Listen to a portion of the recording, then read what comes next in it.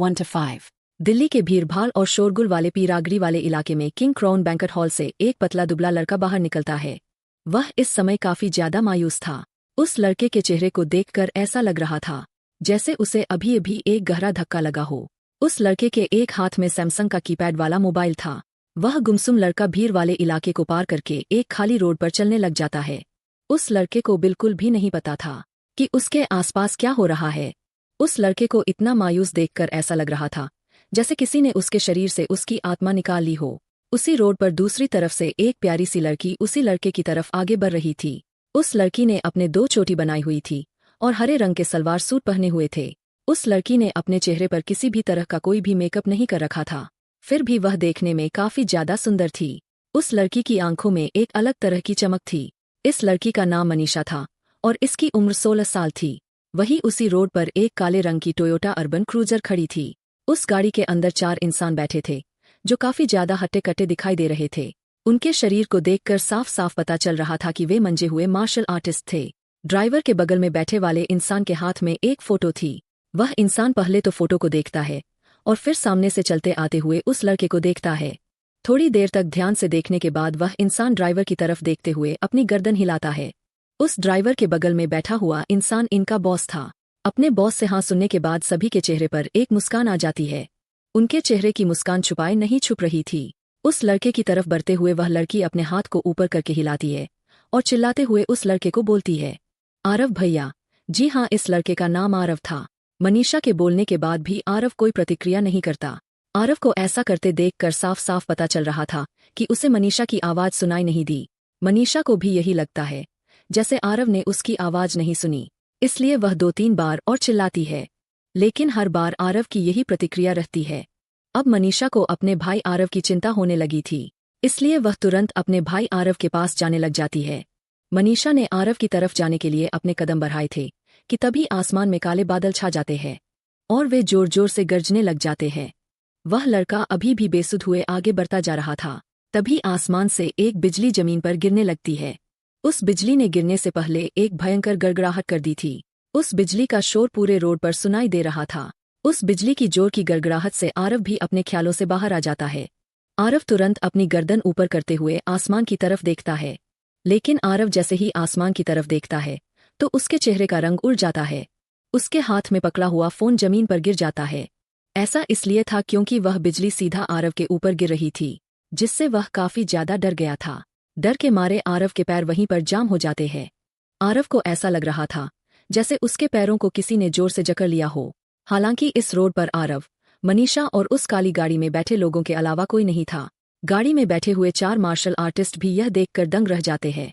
थोड़ी देर पहले उनके चेहरे पर हंसी दिखाई दे रही थी, लेकिन अभी उनके चेहरे पर एक खौफ दिखाई दे रहा था। आरव की बहन मनीषा भी यह देखकर काफी ज्यादा डर जाती है और वह वहीं पर गिर जाती है और वह चिल्लाते हुए तुरंत अपनी आंखें बंद कर लेती है।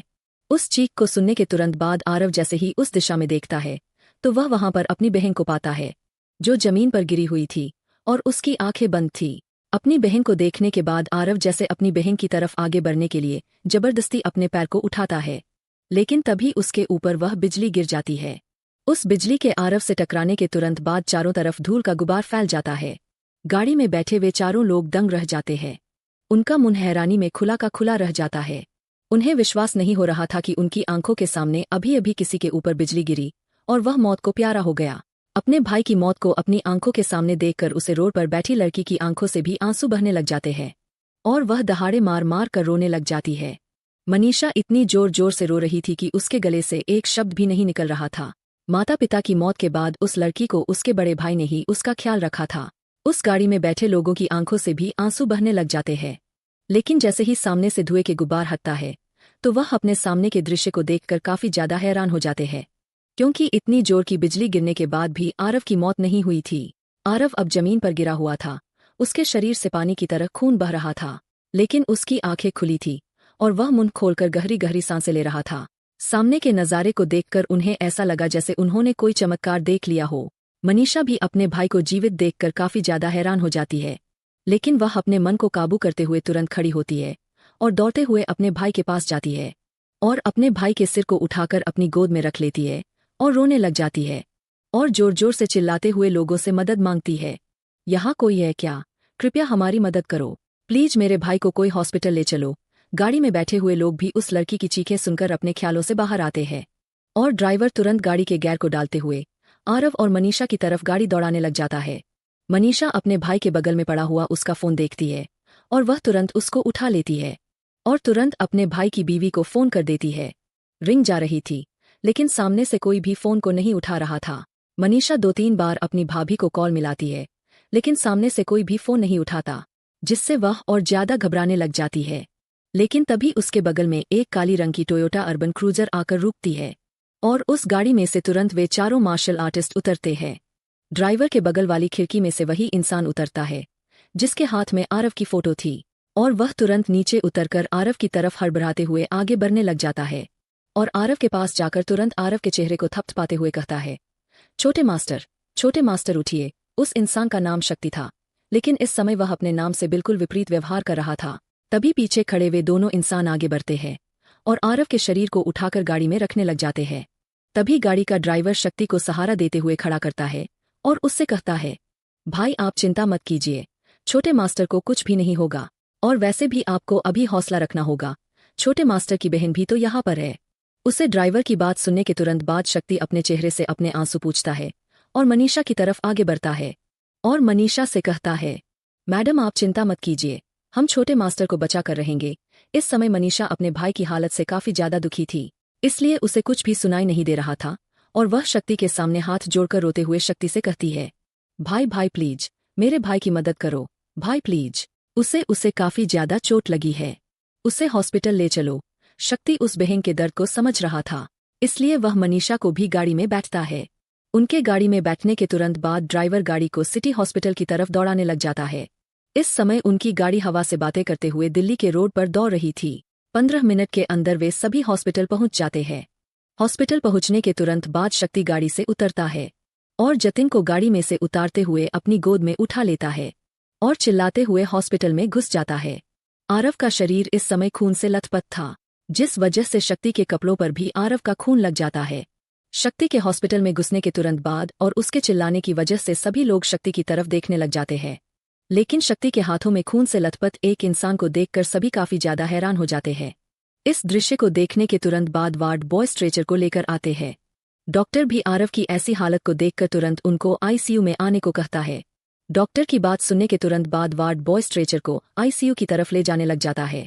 आरव को आईसीयू में ले जाने के बाद जैसे ही डॉक्टर आईसीयू में जाने लगता है तो तुरंत मनीषा डॉक्टर के पास आकर हाथ जोड़कर रोते हुए उससे कहती है, डॉक्टर प्लीज मेरे भाई को बचा लीजिए। मनीषा की बात सुनने के बाद डॉक्टर मनीषा के कंधे पर हाथ रखते हुए मनीषा को सांत्वना देता है और उससे कहता है, देखिए आप चिंता मत कीजिए, हम पूरी कोशिश करेंगे। इतना कहने के बाद डॉक्टर आईसीयू में चला जाता है। डॉक्टर आरव को देखकर एक गहरी सांस लेता है और फिर तुरंत आरव के घावों को देखने लग जाता है। डॉक्टर आरव को काफी ज्यादा हैरान हो जाता है, क्योंकि जतिन का शरीर बहुत सी जगहों से फटा हुआ था। बिजली की वजह से जतिन का मांस ऐसा लग रहा था जैसे वह मांस पका हुआ है। डॉक्टर भी इस तरह के केस को देखकर हक्का बक्का रह जाता है, लेकिन वह डॉक्टर तुरंत सीनियर डॉक्टर को बुलाते हुए आरव का इलाज करने लग जाता है। इस समय आरव का ऑपरेशन 4 डॉक्टर मिलकर कर रहे थे।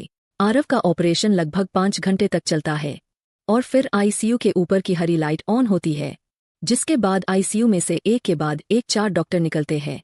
इतनी देर से इंतजार करने की वजह से शक्ति का माथा गर्म हो जाता है और वह गुस्से में एक डॉक्टर कॉल गिरेबान पकड़कर गुस्से में उस डॉक्टर से कहता है, देख डॉक्टर, कुछ भी करके मेरे छोटे मास्टर को ठीक कर, वरना उन्हें कुछ हो गया ना तो मैं तुझे जान से मार दूंगा। शक्ति की धमकी सुनाने के तुरंत बाद डॉक्टर के माथे से पसीना बहने लग जाता है। डॉक्टर शक्ति से इतना ज्यादा डर गया था कि वह अपने माथे का पसीना भी नहीं पोंछ पा रहा था।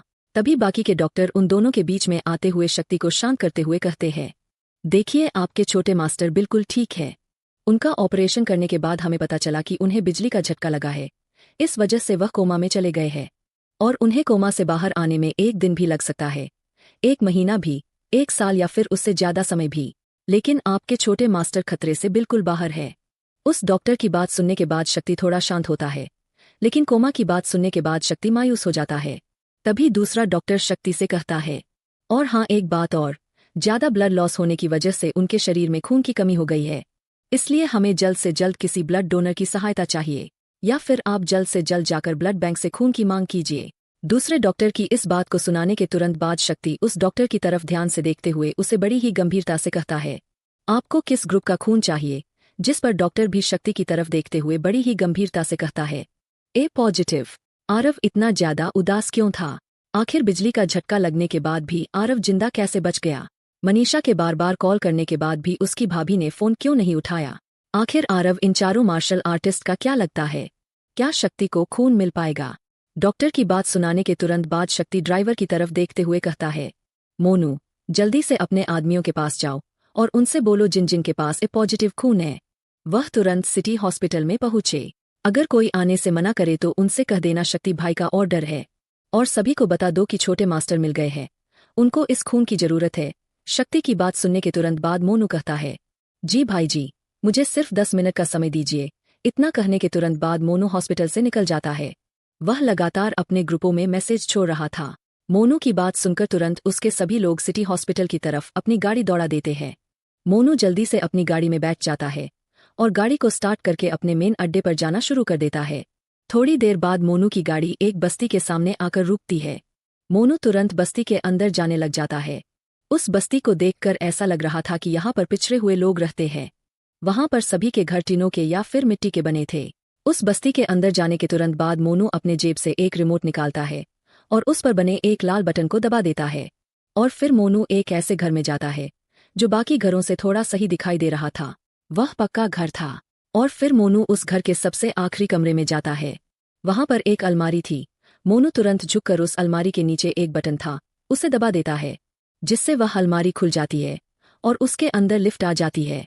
मोनू तुरंत उस लिफ्ट के अंदर चला जाता है और नीचे जाने वाले बटन को दबा देता है, जिससे सबसे पहले अलमारी का दरवाजा बंद होता है और फिर लिफ्ट का दरवाजा बंद होकर वह लिफ्ट नीचे जाने लग जाती है। नीचे जाने के बाद मोनू लिफ्ट से बाहर आता है। लिफ्ट से बाहर आने के बाद मोनू एक बड़े से हॉल में आ जाता है। उसे हॉल में 200 से ज्यादा मार्शल आर्टिस्ट मौजूद थे और उन सभी ने काले रंग के कपड़े पहने हुए थे। उन सभी की कमर पर एक एक बंदूक टंगी हुई थी और हाथों में AK-47 राइफल थी। तभी मोनू सभी की तरफ देखते हुए बड़ी ही गंभीरता से कहता है, मेरे पास आप सभी को सुनाने के लिए एक खुश खबर भी है और एक बुरी खबर भी। आप सबसे पहले कौन सी खबर को सुनना चाहेंगे? जिस पर सभी लोग कहते हैं, हम खुश खबर को पहले सुनना चाहेंगे। उन सभी के एक साथ बोलने की वजह से वह हॉल गूंज जाता है। तभी मोनू एक गहरी सांस लेते हुए उनसे कहता है, हमें हमारे छोटे मास्टर मिल गए हैं। मोनू की बात सुनने के तुरंत बाद वहां पर मौजूद सभी लोगों के चेहरे पर एक मुस्कान आ जाती है और वह खुशी से नाचने लग जाते हैं। लेकिन तभी मोनू थोड़ा उदास होते हुए उनसे कहता है, आप सभी शांत हो जाइए, मैंने अपनी पूरी बात नहीं कही है।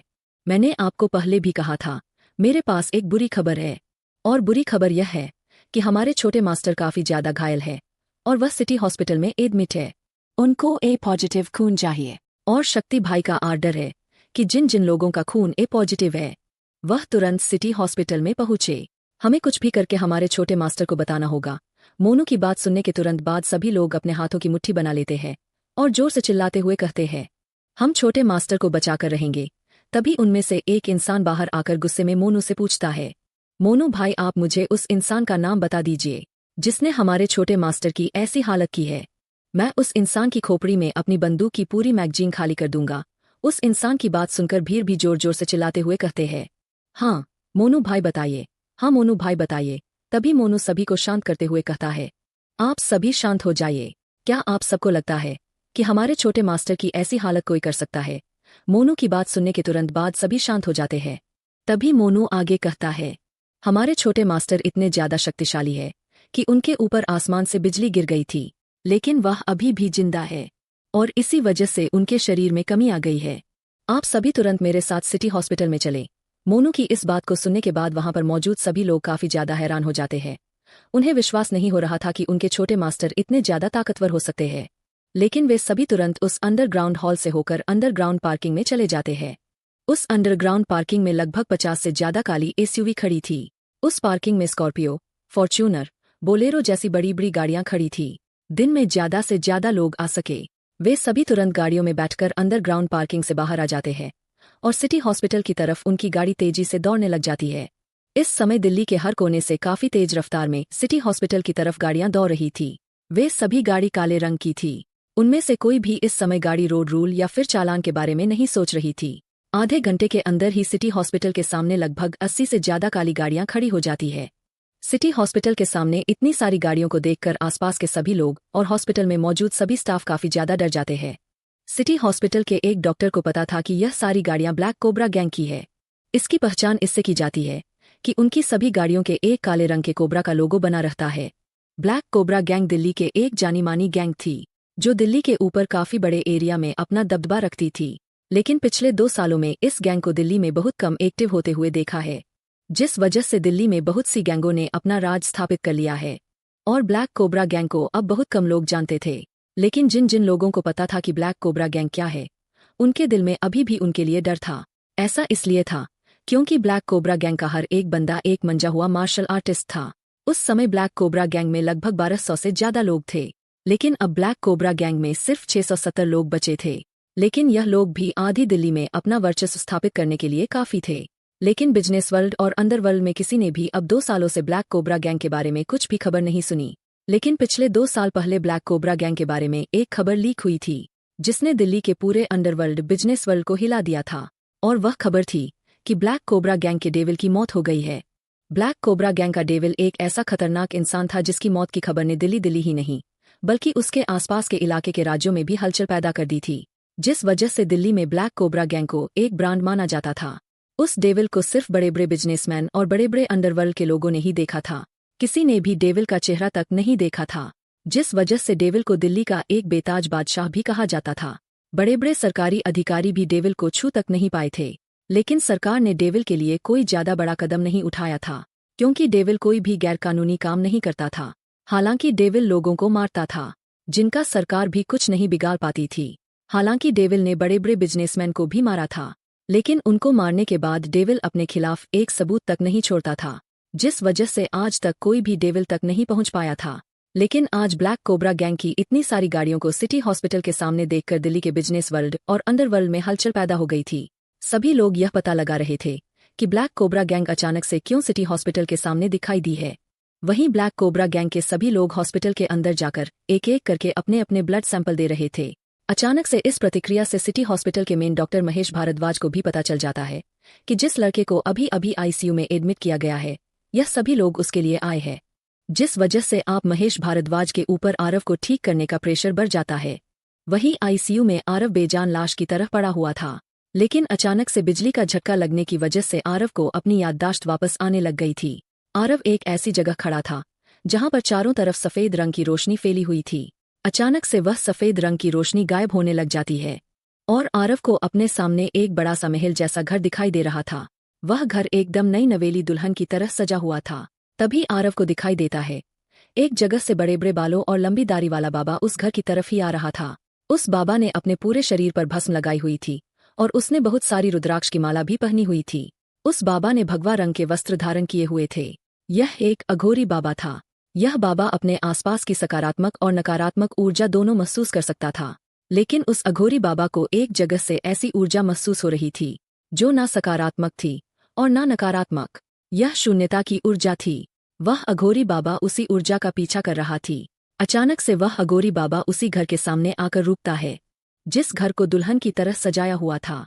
उस अघोरी बाबा को उस घर से काफी ज्यादा सकारात्मक ऊर्जा महसूस हो रही थी और उसी घर से उसे शून्यता की ऊर्जा भी महसूस हो रही थी, लेकिन वह ऊर्जा बाकी सकारात्मक ऊर्जा से काफी ज्यादा तेज थी। तभी उस घर का गार्ड अघोरी बाबा के सामने आकर उनसे कहता है, बाबा जी आपको क्या चाहिए? जिस पर वह अघोरी बाबा कहता है, क्या मैं एक बार इस घर के अंदर जा सकता हूँ? उस अघोरी बाबा की आवाज में एक अलग तरह की ताकत थी, जिसे सुनकर उस गार्ड को अपने ऊपर दबाव महसूस होने लग जाता है। वह गार्ड उस अघोरी बाबा से आगे कुछ बोल पाता उससे पहले ही गेट के सामने एक सफेद रंग की मर्सिडीज गाड़ी आकर रुकती है।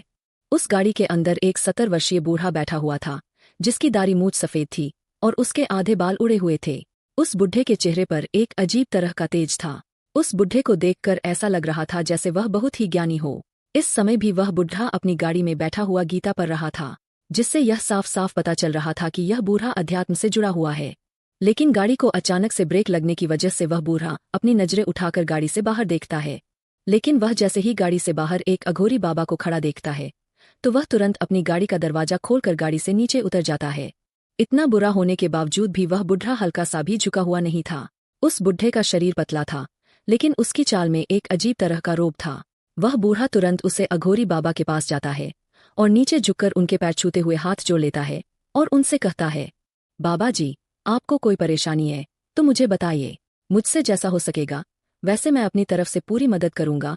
उस बूढ़े के इतने नरम संभव को देखकर अघोरी बाबा के चेहरे पर मुस्कान आ जाती है और अघोरी बाबा मुस्कुराते हुए उस बूढ़े से कहते हैं, मुझे इस घर के अंदर जाना है। उस अघोरी बाबा की बात सुनकर उस बूढ़े के चेहरे पर भी मुस्कान आ जाती है और वह बूढ़ा इंसान तुरंत उस गार्ड को गेट खोलने के लिए कहता है। उस बूढ़े इंसान की बात सुनकर वह गार्ड तुरंत गेट खोल देता है। फिर वह बुरा इंसान अघोरी बाबा के साथ साथ ही पैदल घर के अंदर जाने लग जाता है। चलते चलते वह बूढ़ा इंसान मुस्कुराते हुए उस अघोरी बाबा से कहता है, बाबा जी, अगर आप बुरा न माने तो मैं आपसे एक विनती करना चाहूंगा।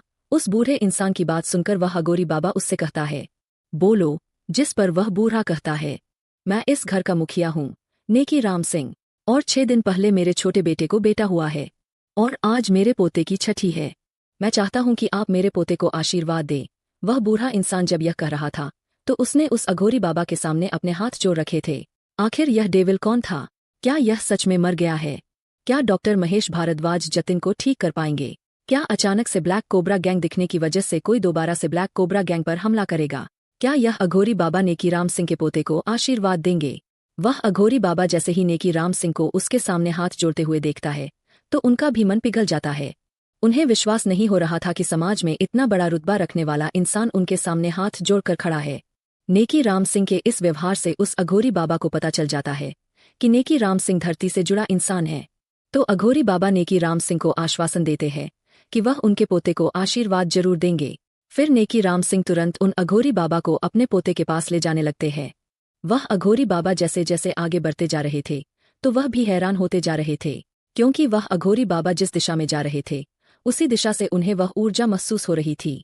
थोड़ी देर बाद नेकी राम सिंह एक कमरे में जाते हैं। उस पूरे कमरे को खिलौनों से सजाया हुआ था। उस कमरे में एक लकड़ी का पालना था जिसमें एक छोटा बच्चा था जिसे जन्मे सिर्फ 6 दिन हुए थे। उस इतने छोटे बच्चे के चेहरे से ही एक अप्रत्याशित तेज चारों तरफ फैल रहा था। वह छोटा बच्चा इस समय गहरी नींद में था, लेकिन उसके चेहरे पर एक हल्की मुस्कान थी। उस छोटे बच्चे को देखकर उन अघोरी बाबा को विश्वास नहीं हो रहा था। वे जिस ऊर्जा का इतनी दूर से पीछा कर रहे थे वह इस छोटे बच्चे के शरीर से निकल रही थी। वह अघोरी बाबा उस छोटे बच्चे को बड़े ही ध्यान से देख रहे थे। तभी वह छोटा बच्चा भी अपनी आंखें खोलता है और उस अघोरी बाबा की तरफ देखता है। उस अघोरी बाबा को देखने के तुरंत बाद वह छोटा बच्चा एक मनमोहक मुस्कान उन अघोरी बाबा को पास करता है। उन अघोरी बाबा को विश्वास नहीं हो रहा था कि इस समय उन्होंने क्या देखा। उनको एक झलक देखने के बाद वह छोटा बच्चा दोबारा से अपनी आंखें बंद करके सो जाता है, लेकिन उस छोटे बच्चे के चेहरे पर अभी भी वही मुस्कान थी। नेकी राम सिंह अपने पोते के पालने के पास जाते हैं और उन अघोरी बाबा की तरफ देखते हुए कहते हैं, बाबा जी, यही मेरा पोता है।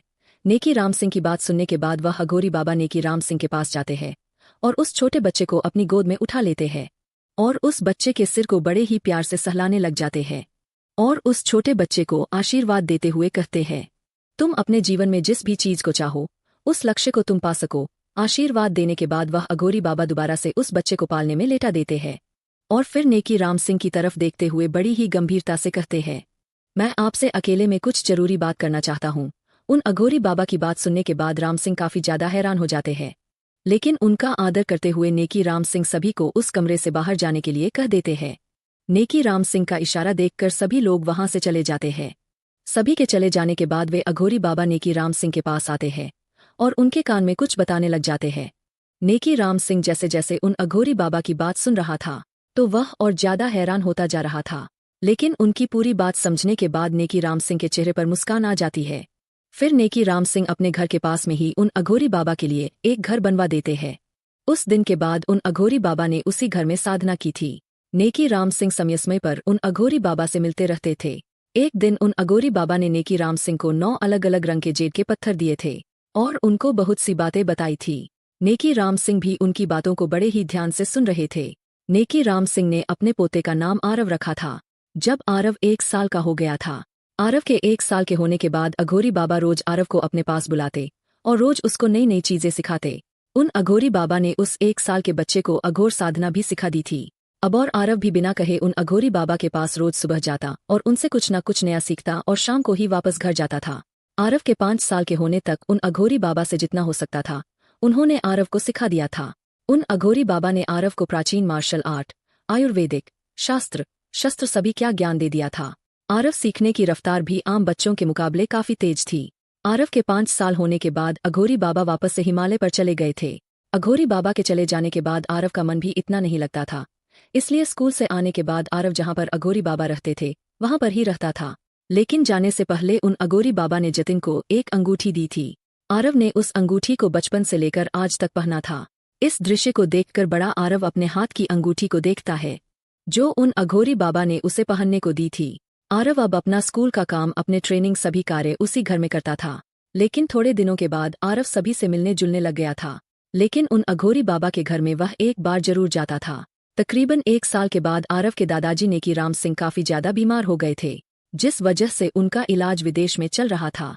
इसी बात का फायदा उठाकर उनके दुश्मनों ने सिंह फैमिली पर हमला कर दिया था। इसकी खबर नेकी राम सिंह को भी लग गई थी। उन्हें पता चल गया था अगर उनका परिवार खत्म भी हो गया तो भी उनका एक न एक वारिस इस परिवार को दोबारा से खड़ा कर सकता है।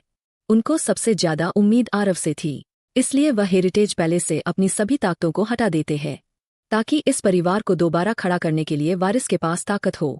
लेकिन हेरिटेज पैलेस में उन्होंने अभी अभी अपनी आम ताकत को रखा था ताकि उनके परिवार को ज्यादा नुकसान न पहुंचे। लेकिन उनके दुश्मनों ने अनजानी खास ताकतों का इस्तेमाल किया था उनके परिवार को खत्म करने के लिए। हालांकि आरव उन खास ताकतों से मुकाबला करने में सक्षम था, लेकिन इतने सारे लोगों के होने की वजह से आरव भी कुछ नहीं कर पा रहा था और अपनी मम्मी के साथ घर के पीछे छिपा था। वहां पर 2 बंदूकधारी इंसान आ जाते हैं। उन बंदूकधारी इंसानों को देखकर आरव समझ जाता है कि यह उनके दुश्मन हैं। इसलिए आरव तुरंत अपनी आंखें बंद करके अपने गुरुजी के द्वारा सिखाई हुई मार्शल आर्ट को याद करता है और फिर एक कॉफी डेडली पोजीशन लेकर उन दोनों बंदूकधारियों के ऊपर हमला कर देता है। अचानक से हुए इस हमले की वजह से वे दोनों बंदूकधारी घायल हो जाते हैं। इन दोनों की आंखें हत्या के इरादे से भरी हुई थी, इसलिए जब उन्हें पता चला कि उनके ऊपर हमला करने वाला एक छोटा बच्चा है, जब भी उनकी आंखों में दया नहीं थी और वह आरव के ऊपर गोलियां चला देते हैं। गोलियों से बचने के लिए आरव तुरंत एक तरफ कूद जाता है, जिससे आरव उन गोलियों से बच जाता है। लेकिन वे गोलियां उसकी मां को अपना निशाना बना लेती है। अचानक से गोली लगने की वजह से आरव की मां जोर से चिल्ला देती है। अपनी मां की चीख सुनने के तुरंत बाद आरव जैसे ही अपनी मां को देखता है तो उसकी मां खून में लथपथ पड़ी थी। अपनी मां की ऐसी हालत को देखकर आरव की आंखों में मौत नाचने लग जाती है। इसलिए आरव अपनी परवाह किए बिना अंधाधुंध उन बंदूकधारियों के ऊपर हमला करने लग जाता है। लगातार 5 सालों तक प्राचीन मार्शल आर्ट प्रैक्टिस करने की वजह से आरव का पंच एकदम स्टील के जैसा हो गया था। आरव अपनी लात को एक बंदूकधारी की दोनों टांगों के बीच में खींचकर मार देता है, जिस वजह से वह बंदूकधारी दर्द में बिलबिलाने लग जाता है। उसके हाथ से उसकी बंदूक गिर जाती है और अपनी दोनों टांगों के बीच की जगह को पकड़कर वह बंदूकधारी जमीन पर गिर जाता है।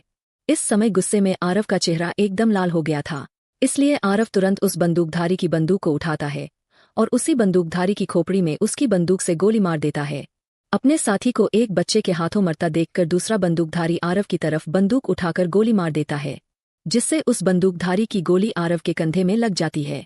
अचानक से कंधे में गोली लगने की वजह से आरव के हाथ से बंदूक नीचे गिर जाती है। आरव को गोली मारने के बाद वह बंदूकधारी जोर जोर से हंसने लग जाता है। जब वह बंदूकधारी जोर जोर से हंस रहा था तब आरव चुपके से बंदूक को उठा लेता है।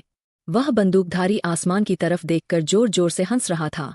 तभी वहां पर 3 बार गोली चलने की आवाज आती है और उस बंदूकधारी की मौके पर ही मौत हो जाती है। उस बंदूकधारी को मारने के तुरंत बाद आरव अपनी मां के पास जाता है और उसे उठाने लग जाता है। लेकिन आरव की मां को 4 गोलियां लगी थी, जिस वजह से वह इस समय आखिरी सांसें ले रही थी। लेकिन अब भी वह आरव की तरफ देखते हुए कहती है, बेटा मुझे पता है मैं अब तेरे साथ ज्यादा देर तक नहीं रह सकती, लेकिन मैं तुझसे एक वादा चाहती हूँ। अपनी मां की ऐसी हालत को देखकर आरव की आंखों से आंसू बहने लग जाते हैं और आरव रोते हुए कहता है, हाँ बोलो मां, आप जो बोलेंगी मैं आपको वादा करता हूँ मैं वह जरूर पूरा करूंगा। फिर आरव की मां आरव से कहती है, मैं चाहती हूँ कि तू यहाँ से दूर चला जाए और जब तक तू काबिल ना बन जाए तब तक किसी को भी अपनी असली पहचान मत बताना और मेरी मौत पर तू रोएगा नहीं। अपनी मां की इन बातों को सुनाने के तुरंत बाद आरव अपनी मां से चिपकर रोने लग जाता है। लेकिन तभी उसे अपने गुरुजी की बात याद आती है, पुत्र हमें कभी भी अपने वचन को नहीं तोड़ना चाहिए। अगर तुम अपने वचन को तोड़ दोगे तो तुम्हारा इस पवित्र भूमि पर पैदा होने का कोई हक नहीं है। अपने गुरुजी की बात को याद करके आरव अपने मन को मजबूत करता है और फिर अपनी मां की तरफ देखते हुए कहता है, मां मैं आपको वचन देता हूँ, आपने जैसा कहा है वैसा ही होगा। इन शब्दों को कहने के बाद आरव अपनी आंखों से आंसू पोंछ लेता है और अपनी माँ से चिपट जाता है। इस हादसे की वजह से यह 6 साल का बच्चा अपनी अपनी उम्र से ज्यादा मैच्योर हो जाता है। लेकिन आज आरव के परिवार पर हमला करने वालों ने आरव के दिल में अपने लिए एक चिंगारी पैदा कर दी थी, और चिंगारी को आग बनने में ज्यादा समय नहीं लगता। कुछ ही देर में आरव की माँ उसकी आंखों के सामने दम तोड़ देती है। इस बार आरव अपनी माँ को आखिरी बार देखता है और उसके चेहरे पर हाथ फिराने लग जाता है। और फिर आरव हिम्मत करते हुए अपने जगह से खड़ा होता है और अपनी माँ के पैर छूकर पीछे के दरवाजे से हेरिटेज पैलेस से बाहर निकल जाता है। आरव के कपड़े उसकी माँ और उसके खून में नहाए हुए थे। आरव अपने कंधे को पकड़कर तुरंत वहां से भाग जाता है। इस समय रात का समय था और आसमान में काले बादल छाए हुए थे।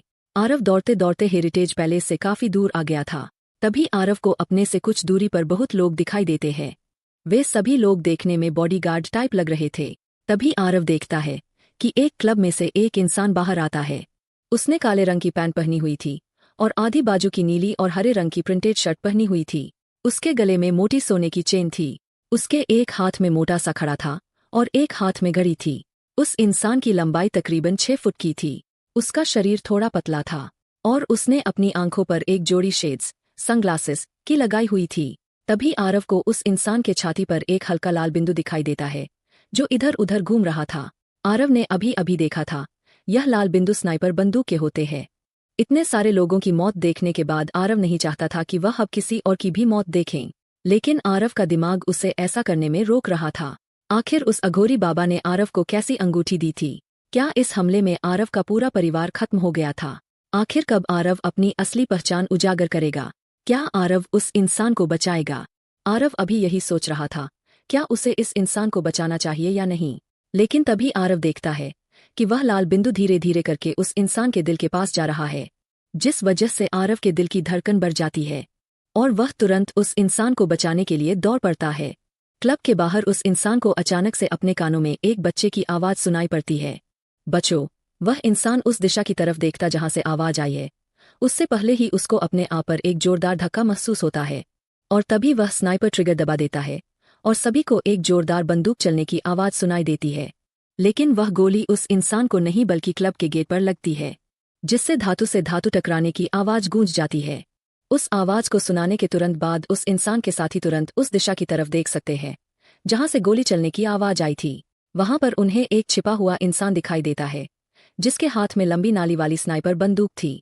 फिर उस इंसान के साथी उस दिशा की तरफ अंधाधुंध गोली चलाने लग जाते हैं। अंधाधुंध गोली चलाने की वजह से सुनसान रात में अचानक गोलियों की आवाज गूंज जाती है और उस स्नाइपर बंदूक पकड़े इंसान की मौके पर ही मौत हो जाती है। फिर वह इंसान उठकर उसने बच्चे की तरफ देखता है जिस बच्चे ने उसे बचाया था। उस बच्चे को देखकर वह इंसान काफी ज्यादा हैरान हो जाता है, लेकिन उस इंसान की आंखों में दया साफ साफ दिखाई दे रही थी। ऐसा इसलिए था क्योंकि उस इंसान ने कभी भी किसी भी बच्चे को ऐसी हालत में नहीं देखा था। हालांकि वह इंसान को देख जाना माना गैंगस्टर था, लेकिन उस इंसान ने कभी भी किसी बच्चे या महिला को दर्द नहीं पहुंचाया था और उसके सामने खड़ा बच्चा पूरा खून में लथपथ था और वह बच्चा आप अपने एक कंधे को पकड़े हुए था जिसमें उसे गोली लगी थी। इंसान तुरंत उस बच्चे से पूछता है, बच्चे तुम्हारा नाम क्या है? मेरा नाम आरव है। वह बच्चा बड़ी ही मीठी मीठी लेकिन दर्द भरी आवाज में बोलता है। उस इंसान को धक्का मारने की वजह से आरव को हल्का हल्का चक्कर आने लग जाता है और वह बेहोश होकर तुरंत उस इंसान की गोद में गिर जाता है। आरव को बेहोश होता देखकर वह इंसान जोर से अपने साथियों से कहता है, गाड़ी को जल्द से जल्द सिटी हॉस्पिटल की तरफ ले चलो। इतना कहने के तुरंत बाद वह इंसान आरव को अपनी गोद में उठाकर गाड़ी में बैठ जाता है। 15 मिनट के अंदर वे हॉस्पिटल पहुंच जाते हैं। हॉस्पिटल पहुंचने के बाद वह इंसान सारी फॉर्मेलिटी पूरी करके एक डॉक्टर को धमकी देता है आरव को ठीक करने की। उस इंसान ने जिस डॉक्टर को धमकी दी थी वह डॉक्टर महेश भारद्वाज था। महेश भारद्वाज सिटी हॉस्पिटल में अभी नया नया ही डॉक्टर बना था। उस इंसान की धमकी को सुनने के बाद पूरा सिटी हॉस्पिटल उस बच्चे को ठीक करने में अपनी पूरी जी जान लगा देता है। एक हफ्ते के बाद आरव को होश आ जाता है। आरव के होश में आने के बाद महेश भारद्वाज तुरंत उस इंसान के पास जाता है और उसे बताता है कि आरव को होश आ गया है। महेश भारद्वाज की बात सुनने के बाद वह इंसान तुरंत आरव के पास जाता है और उससे पूछता है, बच्चे क्या तुम ठीक हो? जिस पर आरव अपनी गर्दन हिलाते हुए कहता है, हाँ। फिर वह इंसान कहता है, क्या तुम्हें तुम्हारे घर वालों के बारे में पता है? मैं उन्हें इन्फॉर्म कर देता हूँ, वे हॉस्पिटल में आ जाएंगे। उस इंसान की बात सुनने के बाद आरव चुप हो जाता है और कुछ सोचने लग जाता है। थोड़ी देर तक सोचने के बाद आरव उस इंसान से कहता है, आपका नाम क्या है? जिस पर वह इंसान कहता है, मेरा नाम बलदेव कुमार है। फिर आरव आगे कहता है, मेरे परिवार को मार दिया गया है, अब मैं अकेला हूँ, क्या आप मुझे अपने साथ रखेंगे? आरव की इन बातों को सुनकर बलदेव कुमार का दिल पसीज जाता है और वह तुरंत कहते हैं, ठीक है, आज से तुम मेरे साथ रहोगे। इतना कहने के बाद बलदेव कुमार आरव को डिस्चार्ज करवा लेता है और आरव को अपने साथ रखता है। आरव की दिलचस्पी भी हथियार चलाने और मार्शल आर्ट सीखने में काफी ज्यादा थी, इसीलिए आरव एक दिन बलदेव से कहता है, अंकल क्या आप मुझे भी यह सब सिखाएंगे? जिस पर बलदेव कुमार आरव से कहता है, क्या तुम्हें भी यह सब सीखना है? जिस पर आरव अपनी गर्दन हिला देता है। फिर बलदेव कुमार आरव को भी मार्शल आर्ट सिखाने लग जाता है। आरव की सीखने की रफ्तार सभी लोगों से काफी तेज थी। आरव जब तक 16 साल का हुआ तब तक वह काफी ट्रेंड और सबसे ताकतवर मार्शल आर्टिस्ट बन गया था। आरव में 12 साल के होने के बाद आरव ने बलदेव के काफी मशीनों में उसका साथ दिया था, जिस वजह से आरव ने पूरी दिल्ली में अपने नाम का एक अलग तरह का डर पैदा कर दिया था।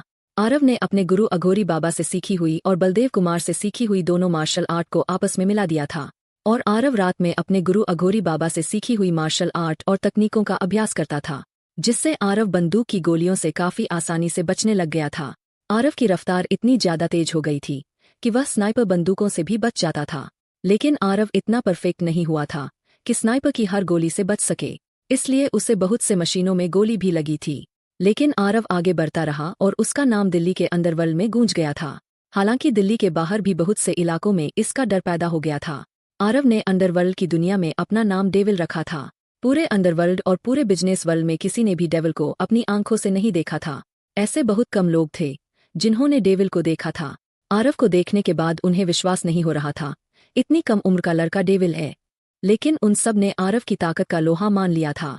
जब आरव 15 साल की उम्र में पहुंचा, जब दिल्ली का पूरा अंडरवर्ल्ड और बिजनेस वर्ल्ड सिर्फ एक नाम से चलता था और वह नाम था डेविल। सिर्फ इस एक नाम ने ब्लैक कोबरा गैंग को दिल्ली की सबसे ताकतवर गैंग बना दिया था। लेकिन 16 साल की उम्र के होने के बाद किसी ने ब्लैक कोबरा गैंग पर पीछे से हमला कर दिया, जिस वजह से ब्लैक कोबरा गैंग के बहुत से लोग घायल हो गए थे और बहुत से तो मारे भी गए थे। इसी लड़ाई के दौरान आरव को बहुत ज्यादा गहरी चोटें आई थी। इन चोटों का असर आरव के दिमाग पर पड़ा था, जिससे आरव अपनी याददाश्त भूल गया था। लेकिन घूमते घूमते आरव गरीब लोगों की कॉलोनी में पहुंच जाता है। उस कॉलोनी में एक परिवार आरव को अपने साथ रहने की जगह देता है। उन दोनों पति पत्नी की सिर्फ एक लड़की थी, उनके पास कोई भी लड़का नहीं था, इसलिए आरव उन दोनों के साथ रहने लग गया और उन दोनों को ही अपने माता पिता समझने लग गया था। लेकिन उन दोनों ने भी आरव के साथ किसी भी तरह का भेदभाव नहीं किया था, बल्कि उन्होंने अपनी हैसियत से ज्यादा आरव के लिए किया था। आरव के पिता एक कंपनी में वर्कर का काम करते थे। आरव ने उस समय अपनी 12वीं पास की थी और उसके घर में काफी तंगी आई हुई थी। 12वीं करने के बाद आरव ने एक मॉल में नौकरी करनी शुरू कर दी थी। एक दिन छुट्टी करने की वजह से मॉल में से उसे निकाल दिया जाता है, जिसके बाद आरव ने कई कपड़ों की दुकानों में काम करना शुरू कर दिया था। हर बार उसकी गलती निकालकर उसे काम से निकाल दिया जाता था। एक दिन कपूर इंडस्ट्रीज के मालिक की नजर आरव पर पड़ी। कपूर इंडस्ट्रीज का मालिक धीरज कपूर था। उन्होंने आरव को डेविल के रूप में देखा था, जिस वजह से भी आरव को देखकर काफी ज्यादा डर जाते हैं। फिर वे आरव की फोटो खींचकर अपने असिस्टेंट को उसकी जानकारी निकालने के लिए कहते हैं। उसका असिस्टेंट आरव की सारी जानकारी निकालकर धीरज कपूर को दे देता है। लेकिन उस असिस्टेंट के पास आरव की याददाश्त जाने के बाद की जानकारी थी। लेकिन धीरज कपूर को पूरा यकीन था कि यह लड़का ही डेविल है। जिसके बाद धीरज कपूर अपने तीसरे बेटे संजीव कपूर की बेटी की शादी आरव से करा देते हैं। लेकिन कपूर खानदान में कोई भी धीरज कपूर के अलावा आरव को अपना दामाद नहीं मानता था। यहाँ तक कि उनकी पोती यानी आरव की पत्नी स्नेहा कपूर भी आरव को अपना पति नहीं मानती थी। कपूर खानदान में सभी लोग धीरज कपूर से पूछते रहते थे कि उन्होंने आरव को अपना दामाद क्यों बनाया, लेकिन धीरज कपूर ने किसी से भी कुछ भी नहीं बताया और 1.5 साल के बाद उनकी मृत्यु हो गई। जब आरव की शादी हुई थी तब आरव 20 साल का था। 19 साल की उम्र में आरव को गोद लिए हुए माता पिता की भी मौत हो जाती है, जिसके बाद आरव अपनी छोटी बहन मनीषा का खुद ख्याल रखता था। शादी होने के बाद आरव अपने ससुराल में घर जमाई बनकर रहता था। आरव कपूर खानदान में सभी के ताने सुनता था। आरव सभी के ताने इसलिए सुनता था ताकि उसकी बहन अच्छा जीवन बिता सके, क्योंकि उसकी बहन भी उसी के साथ रहती थी।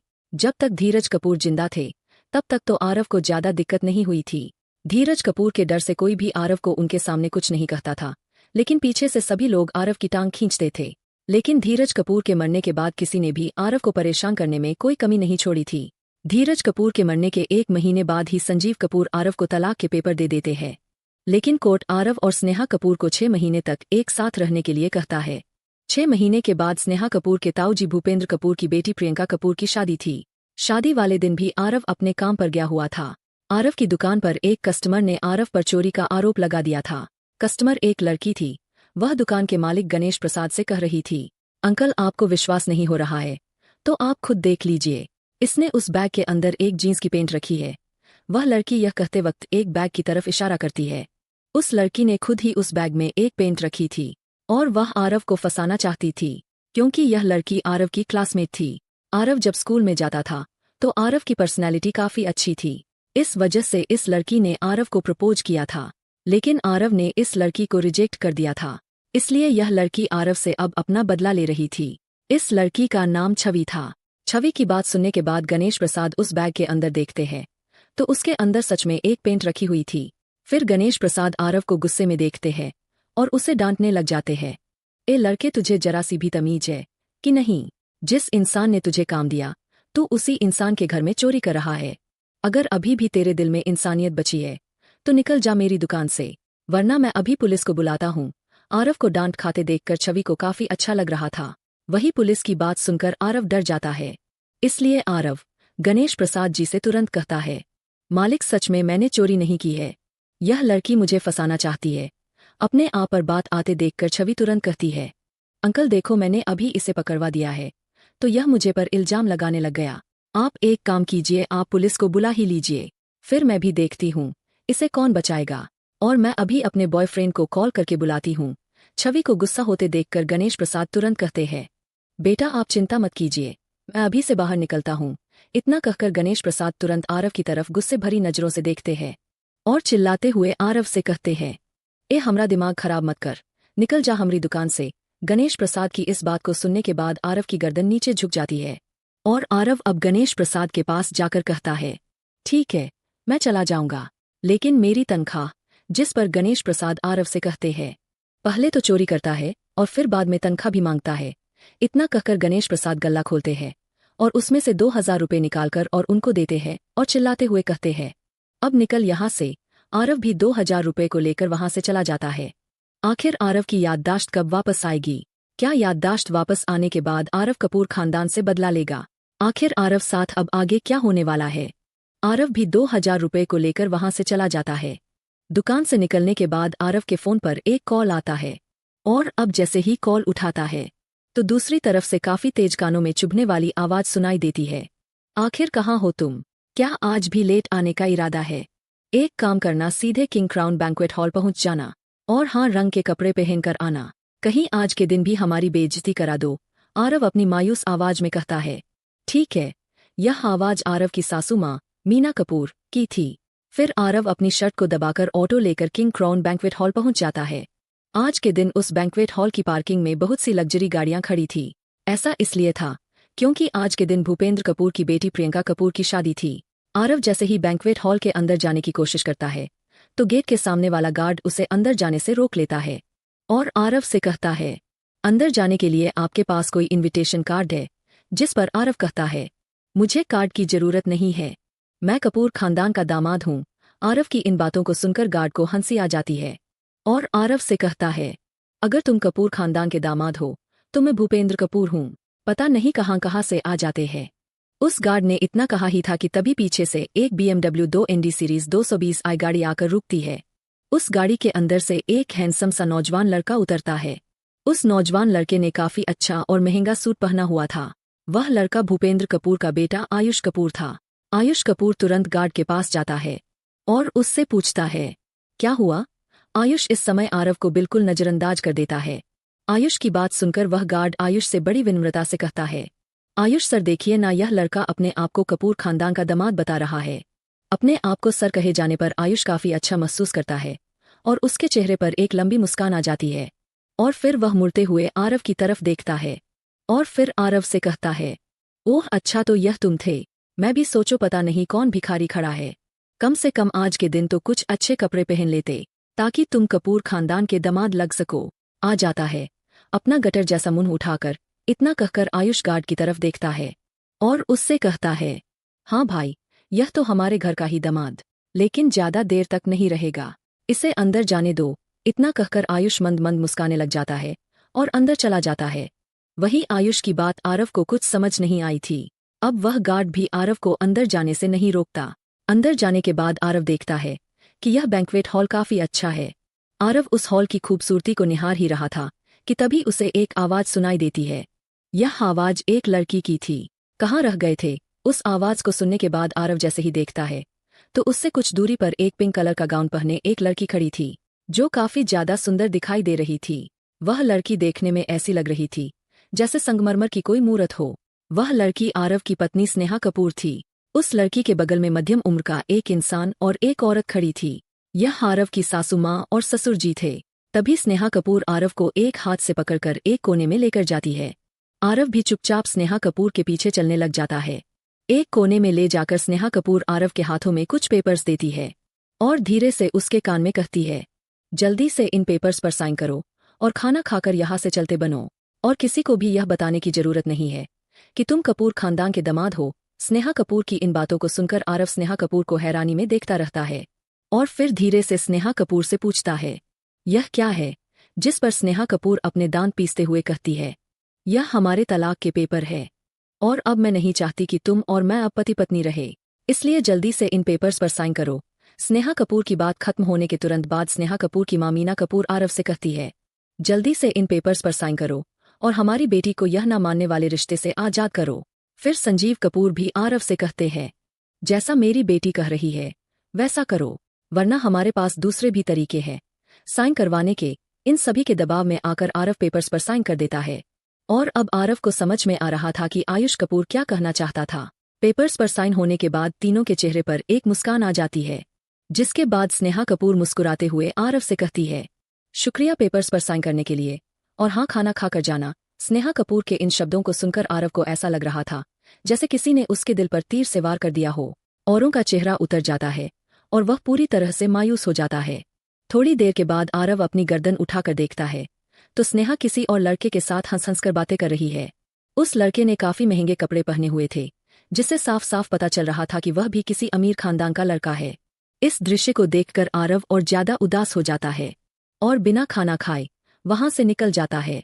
आरव को वहां से जाते हुए देखकर स्नेहा कपूर देख रही थी, लेकिन उसको आरव पर जरा सी भी दया नहीं आ रही थी।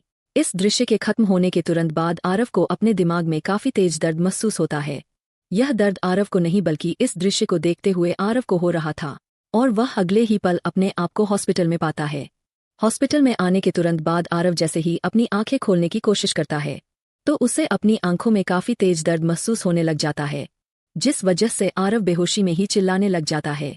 अपने भाई को अचानक से ऐसे चिल्लाते देखकर मनीषा तुरंत डॉक्टरों को बुलाकर लाती है। आरव को ऐसे चिल्लाते देखकर शक्ति भी काफी डर जाता है। डॉक्टर तुरंत आकर उन दोनों को कमरे से बाहर करते हैं और आरव को देखने लग जाते हैं, लेकिन उन्हें कुछ भी समझ में नहीं आता। लगभग आधे घंटे तक आरव ऐसे ही चिल्लाता रहता है।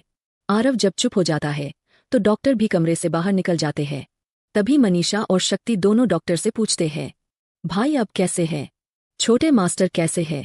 जिस पर डॉक्टर उनसे कहता है, देखिए हम अपनी पूरी कोशिश कर रहे हैं, हमें जैसे ही कुछ पता चलेगा तो हम आपको बता देंगे। इतना कहकर डॉक्टर वहां से चले जाते हैं। इतना कहकर डॉक्टर तुरंत सिटी हॉस्पिटल के मैन डॉक्टर के ऑफिस में जाता है। मैन डॉक्टर के ऑफिस में एक मध्यम उम्र का इंसान बैठा हुआ था, जिसने डॉक्टरों वाला कोट पहना था। वह सिटी हॉस्पिटल के मेन डॉक्टर महेश भारद्वाज थे। महेश भारद्वाज उस डॉक्टर से पूछते हैं, मरीज की हालत कैसी है? जिस पर वह डॉक्टर महेश भारद्वाज से कहता है, सर आप उसके केस को रीड कर सकते हैं, मैंने आज तक कभी भी इस तरह का केस नहीं देखा। वैसे सर आप बता क्यों नहीं रहे हैं कि वह इंसान कौन है जिसके लिए आप इतने परेशान हैं? उस डॉक्टर की इस बात को सुनने के बाद महेश भारद्वाज आरव के केस की फाइल खोलकर पढ़ने लग जाते हैं और महेश भारद्वाज डॉक्टर की तरफ बिना देखे उससे कहते हैं, तुम यहाँ से जा सकते हो। डॉक्टर भी समझ जाता है कि महेश भारद्वाज इस केस के बारे में आगे उससे कोई बात नहीं करना चाहते, इसलिए वह चुपचाप वहां से चला जाता है। उस डॉक्टर के जाने के बाद महेश भारद्वाज अपने आप से ही कहते हैं, मुझे ऐसा क्यों लग रहा है कि यह लड़का वही लड़का है जिसको मैंने 16 साल पहले ठीक किया था। यह कहते वक्त डॉक्टर महेश भारद्वाज अपने ख्यालों में खो गए थे। अगले दिन भी आरव जोर जोर से चिल्लाने लग जाता है, लेकिन आधे घंटे के बाद वह फिर चुप हो जाता है। तीसरे दिन भी आरव यही हरकत करता है, जिससे मनीषा काफी ज्यादा डर गई थी। चौथे दिन मोनू शक्ति के पास आता है और शक्ति से कहता है, शक्ति भाई, आपको नहीं लग रहा कि छोटे मास्टर कुछ दिनों से एक ही समय पर चलाने लग जाते हैं और कुछ समय बाद अपने आप चुप हो जाते हैं, जिस वजह से छोटे मास्टर की बहन काफी ज्यादा डर जाती है। मोनू की बात सुनने के बाद शक्ति भी सोच में पड़ जाता है और फिर शक्ति मोनू से कहता है, हाँ मोनू, तू सही कह रहा है, छोटे मास्टर एक ही समय पर चिल्लाते हैं, लेकिन आज हमें कुछ भी करके छोटे मास्टर की बहन को उस समय छोटे मास्टर से दूर लेकर जाना होगा। थोड़ी देर के बाद जैसे ही घड़ी में 12 बजने वाले होते हैं तो सभी मिलकर कुछ ना कुछ तिकड़म लगाकर मनीषा को उस समय हॉस्पिटल से बाहर लेकर चले जाते हैं। और वही हॉस्पिटल में जैसे ही 12 बजते हैं तो आरव दोबारा से जोर जोर से चिल्लाने लग जाता है, लेकिन आधे घंटे के बाद अपने आप चुप हो जाता है। जिस समय जतिन चिल्लाने वाला होता है उस समय सभी लोग कुछ ना कुछ करके मनीषा को हॉस्पिटल से बाहर लेकर चले जाते हैं। आरव 3 दिन तक और ऐसे ही चिल्लाता है। आरव को एक हफ्ते से लगातार उसकी आंखों में काफी तेज दर्द महसूस होता है, जिस वजह से कभी कभार तो उसकी आंखों से खून भी बहने लग जाता है। 7 दिन के बाद सभी लोग जैसे ही मनीषा को हॉस्पिटल से दूर ले जाने की कोशिश करते हैं, लेकिन आज के दिन मनीषा किसी की भी बात नहीं मानती। अब सभी लोग इस बात से डर रहे थे, कहीं आज आरव चिल्लाने लग गया तो मनीषा का हाल कैसा होगा। लेकिन आज जैसे ही 12 बजते हैं तो जतिन बिल्कुल भी नहीं चिल्लाता, बल्कि आज उसे होश आ जाता है। होश में आने के बाद और आरव की आंखों की पुतली हरे रंग की हो जाती है, लेकिन कुछ ही देर में उसकी आंखों की पुतली वापस सामान्य हो जाती है। आज जतिन को ने चिल्लाते हुए देखकर शक्ति जैसे ही कमरे में देखता है तो जतिन की आंखें खुली देखकर वह काफी ज्यादा खुश हो जाता है और तुरंत डॉक्टर को बुलाता है। डॉक्टर भी आरव की सारी जांच कर लेता है और फिर आप सभी को बताता है आरव बिल्कुल नॉर्मल है। यह सब बताते वक्त डॉक्टर भी काफी ज्यादा हैरान था। आरव फिर जैसे ही अपने बगल में देखता है तो वह वहां पर मनीषा को खड़ी पाता है। मनीषा को देखने के तुरंत बाद आरव के चेहरे पर हल्की मुस्कान आ जाती है और फिर आरव अपने हाथ को ऊपर उठाकर मनीषा के सिर को सहलाने लग जाता है और फिर आरव की नजर मनीषा के बगल में खड़े शक्ति पर जाती है। शक्ति को देखकर आरव को लग रहा था जैसे उसने इस इंसान को कहीं ना कहीं देखा है। थोड़ी देर तक सोचने के बाद आरव को याद आ जाता है और फिर आरव कहता है, अरे शक्ति तुम। आरव के मुंह से अपना नाम सुनकर शक्ति काफी ज्यादा खुश हो जाता है और फिर शक्ति तुरंत कहता है, जी हाँ छोटे मास्टर, यह मैं ही हूँ। फिर आरव मुस्कुराते हुए कहता है, मास्टर कैसे है। आरव के इन शब्दों को सुनकर शक्ति मायूस हो जाता है। शक्ति को मायूस होता देखकर आरव समझ जाता है कि कुछ ना कुछ गड़बड़ है, इसलिए आरव तुरंत डॉक्टर की तरफ देखते हुए उससे पूछता है, क्या अब मैं यहाँ से जा सकता हूँ। जिस पर वह डॉक्टर तुरंत कहता है, जी हाँ सर, मैं अभी डिस्चार्ज की प्रक्रिया पूरी करता हूँ। डिस्चार्ज की प्रक्रिया पूरी करने के बाद आरव शक्ति के साथ अपने मास्टर यानी बलदेव कुमार के विला की तरफ चल पड़ता है। जब तक डिस्चार्ज की प्रक्रिया हो रही थी तब तक आरव ने मनीषा को सब बता दिया था। हालांकि आरव ने मनीषा को सारी सच्चाई नहीं बताई थी, उसने सिर्फ इतना बताया था कि उसका भाई कोई आम इंसान नहीं है। आरव ने मनीषा को यह भी बता दिया था उसका और स्नेहा कपूर का तलाक हो गया है। वहां से जाने से पहले आरव मनीषा को कहता है, कपूर मैशन जाकर अपना सारा सामान पैक कर लो, मैं थोड़ी देर में आ रहा हूँ। आरव की बात सुनकर मनीषा कपूर मैशन की तरफ चली जाती है। वही आरव भी शक्ति के साथ गाड़ी में बैठकर अपने मास्टर के विला की तरफ चल पड़ता है। रास्ते में आरव शक्ति से पूछता है, शक्ति यह तो बताओ, मेरे जाने के बाद गैंग की क्या हालत रही। आरव की बात सुनने के बाद शक्ति एक गहरी सांस लेता है और आरव को बताने लगता है, छोटी मास्टर, आपके जाने के बाद हमने 2 साल तक तो गैंग को अच्छे से चलाया, लेकिन 2 साल के बाद हमारे ऊपर दोबारा से हमला हो गया। उस हमले में बड़े मास्टर काफी ज्यादा घायल हो गई थी और अब 2 सालों में हम अंडरवर्ल्ड में छुपकर काम कर रहे हैं। हालांकि अब भी हमारी गैंग से कोई पंगा नहीं लेना चाहता, लेकिन हमारी गैंग अब निर्मली औरों की गैंग की तरह बाहर नहीं दिख रही है। अब दिल्ली में बहुत सी गैंग हो गई है। अगर टोटल मिलाकर कहूँ तो दिल्ली में अब 8 नई गैंग है। एक गैंग तो हमारे समय की ही है, उनकी और हमारी तो कभी ही नहीं बनी। पहली बार जब हम पर हमला हुआ था तो उसी गैंग का हाथ था, और दूसरी बार भी वह गैंग हमारी पूरी गैंग को खत्म कर पूरी दिल्ली पर राज करना चाहती थी। शक्ति की बात सुनकर आरव सोचते हुए कहता है, क्या तुम बुल गैंग की बात कर रहे हो। जिस पर शक्ति कहता है, हाँ छोटी मास्टर। शक्ति की हाँ सुनने के बाद आरव कहता है, अब तो इस बुल गैंग को बताना ही पड़ेगा। अगर जंगल का राजा थोड़े दिन तक जंगल में ना रहे तो जंगल में कुत्तों का राज नहीं हो जाता। आरव की इन बातों को सुनने के बाद शक्ति समझ जाता है कि अब छोटे मास्टर कुछ ऐसा करने वाले हैं जिससे अंडरवर्ल्ड और बिजनेस वर्ल्ड पूरा हिलने वाला है। यह सोचकर ही शक्ति के पूरे शरीर में सिहरन दौड़ जाती है। कुछ ही देर में गाड़ी ब्लैक विला के आगे पहुंच जाती है। जब आरव यहाँ पर रहता था तब यह विला पूरा काले रंग का था, लेकिन आज यह विला एकदम अलग था। यह पूरा विला सफेद रंग में रंगा हुआ था।